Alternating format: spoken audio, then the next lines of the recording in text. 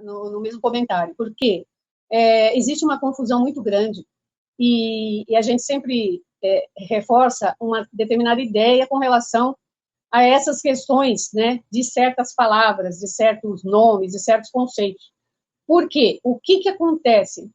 A sinarquia, o pacto cultural, né, ele costuma fazer, esses que utilizam o pacto cultural para nos confundir, eles costumam confundir os conceitos, confundir as ideias, assim como nós vimos agora os mitos sendo confundidos, sendo contados de uma forma totalmente sem nenhum tipo de nexo, né? Também se faz isso com palavras, com locais, com personagens da história. Muitos personagens da história foram demonizados, foram massacrados pelo pacto cultural. E as pessoas têm uma ideia, né, de certos personagens que não é aquilo que o pacto cultural, que os livros de história contam. Né? Um dos casos é, por exemplo, Gengis Khan.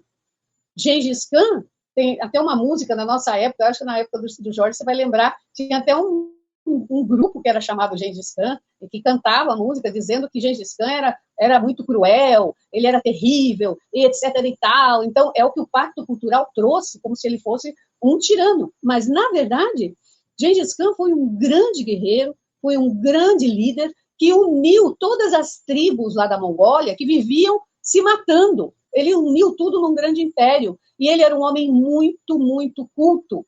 Era um homem culto, era um homem que era muito justo, né?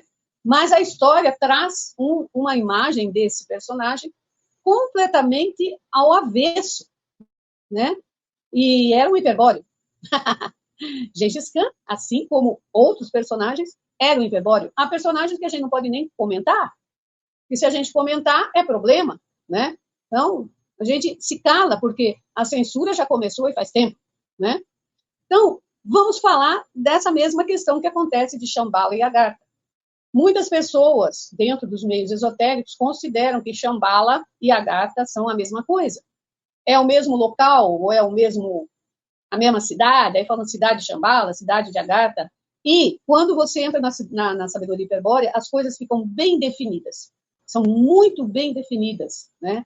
Então, os conceitos de Shambhala, que nós, na sabedoria hiperbórea, chamamos de Shang Shambhala, e os conceitos de Agartha, são totalmente opostos, totalmente opostos. O que é Agartha?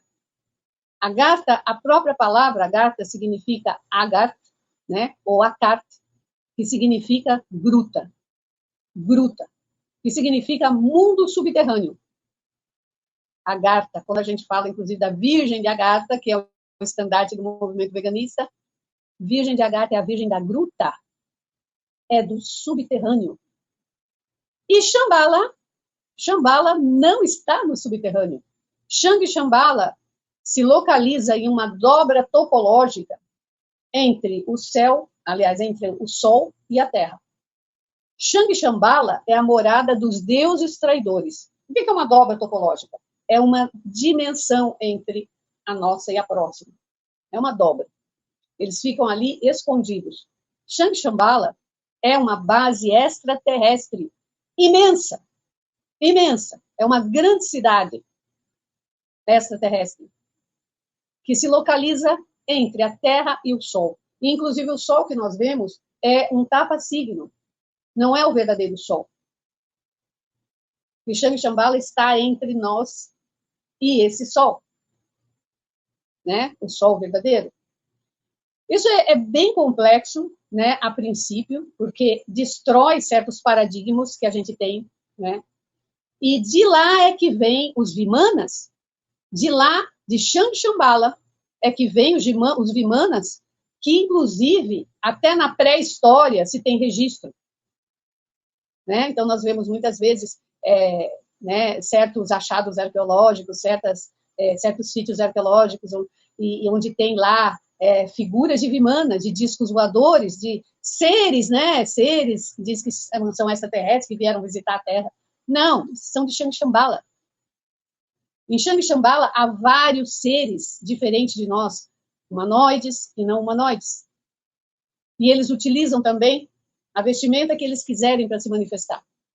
Então, daí, essa confusão que muitas pessoas dizem que há várias raças que vêm lá de longe, das Pleiades, de não sei onde. Não, é daqui mesmo, é de Xangxambala.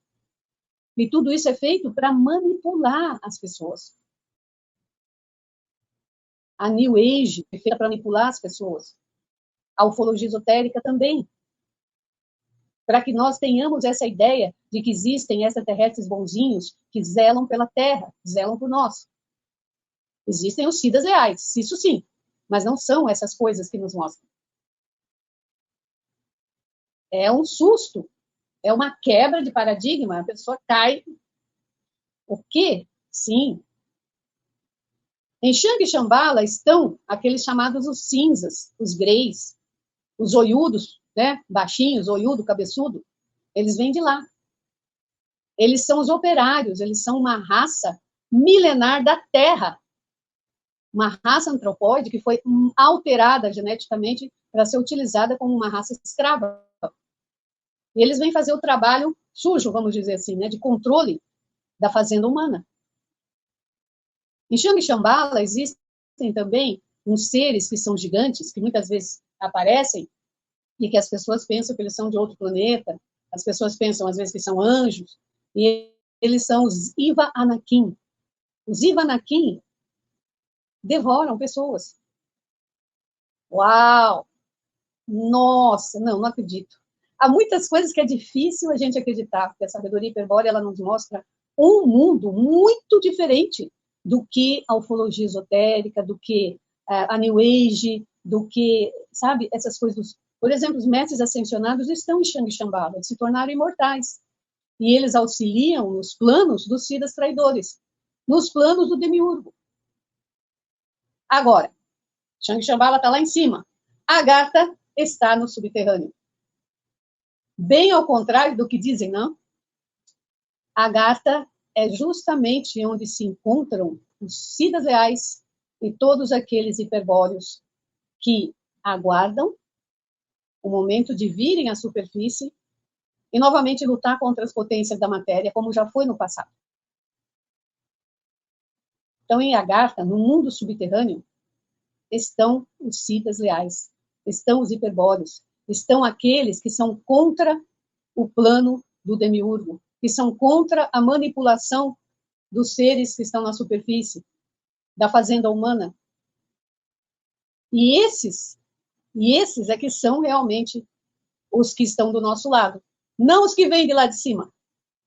Agora, Agartha também tem naves. Também há naves. Essas naves que muitas vezes nós vimos que entram nos mares, que entram na água, que saem da água, normalmente são de Agartha. E Agartha também se refere a uma ilha que foi protegida, né, em tempos antigos, pelos Siddhas reais. É de onde eles observam e também fazem as suas estratégias contra o Demiurgo. Então, nós estamos eternamente em guerra. As pessoas falam assim, poxa, mas não queremos paz para a Terra, etc. Isso é uma utopia, porque nós sempre estivemos em guerra, desde que os hiperbóreos foram aprisionados nesse mundo material, nessa matriz virtual do Demiurgo, que a guerra existe. Porque a guerra é pela liberação daqueles que estão aqui. É pela liberação dos narcisos que caíram aqui. Né? Então, Xangxambala é a morada dos Siddhas traidores, é a morada dos nossos controladores, daqueles que querem manter todo esse estado de coisas, manter a nossa escravidão aqui.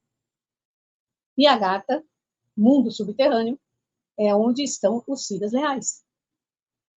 E os nossos compatriotas também, aqueles que se liberaram, né? Então, vocês já ouviram falar, por exemplo, de... Gostou desse corte? Então acesse o link na descrição e veja o vídeo na íntegra. Aproveite e se inscreva no canal, deixe seu like e compartilhe o vídeo. Até a próxima!